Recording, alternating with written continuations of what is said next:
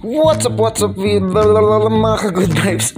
We miss you so much. So, ito po kasama natin si Bro Chino, ang ating business partner sa ating small business po. At nag-prepare, at si Jan din po pala, nag-prepare na po tayo para makapunta sa site at maayos na po natin yung ating maliit na gotohan at parisan. Ayan po, kaya bumili na rin po kami ng yero at para mailagay na po natin yung ating yero at may assemble na po natin yung ating small shop. At ayan, talaga naman pong ganado at bibong-bibo ang kuya ang kuya Chino nyo. Talaga kinarir ang pagka-engineer at ang pagka-architect. At pagkatapos nga po namin maggawa, pumunta po kami dito sa Jelly Zane Food Corner. So nandiyan lang din po yan sa harap ng food park. So meron po silang iba-ibang mga flavor ng mga palamig. May mga coffee jelly, may melon, may chocolate, may milk, parang iced tea. Tapos meron silang avocado at ube. So yun po yung harap ng mismong San Luis Food Park. So dyan din po located, nasa likod lang po yung ating gotohan at parisan. Sarap na sarap at talagang sulit na sulit po for only 10 to 20 pesos po. Ayan po, 10 pesos po yan each. Talagang murang-mura po at napakalasa. Talagang mabisa po, talagang pantanggal ng uhaw at pangpawi ng init. At nagpalamig muna po kami dahil sobrang init po. At natapos na po natin lagyan ng bubong yung ating mumunting parisan at gotohan. Yan po ay katabi ng Unheard Cafe. Baka naman pwede namin tikman ang inyong cafe. Let's go coffee pala. Ice coffee. Yan din po yung likod ng yung gilid po ng ating park, yung pwesto po natin. Yung food park din po yan. Marami din pong kainan dyan na matatagpuan. Mga siomai, takoyaki, at iba-iba pang mga calamares, mga goto. Ayan, at Kuya Mark na talaga. sarap sa palamig. At napakasulit po niyan, for only 10 pesos po, talagang sulit na sulit po yung babayad. Dito po kami ulit kumain sa Salva, ihaw. Sa harap din po yan ng park naman po, yung park po na palaruan ng mga bata at yung pasyalan. So Salva, ihaw. So dyan po meron silang mga pagkain at napakaganda kanilang mga yun po yung anak po ng may-ari. Shoutout sa iyo, ate. At meron din po sila mga minatamis bukod sa ulam. So meron po silang mga sweet. So may mga soft drinks din po sila dyan.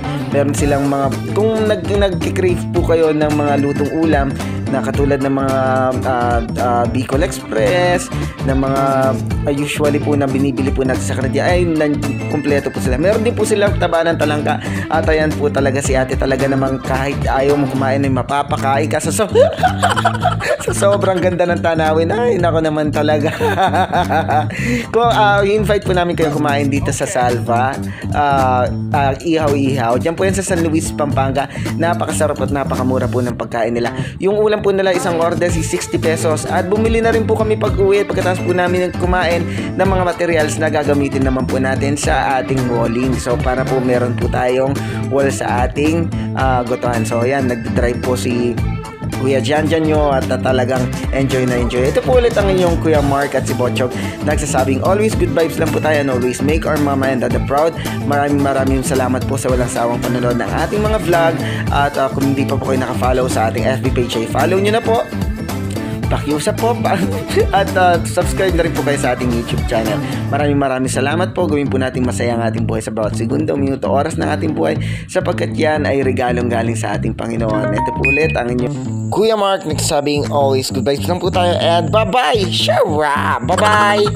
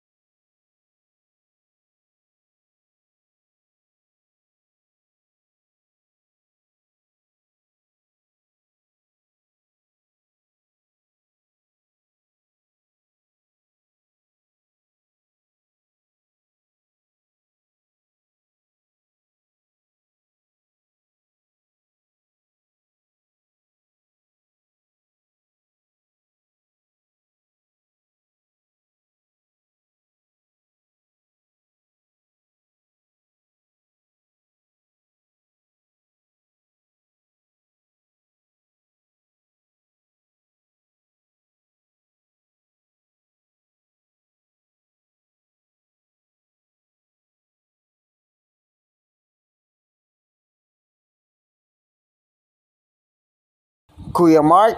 Maraming salamat po. Bye-bye. God bless you. Charap! Charap!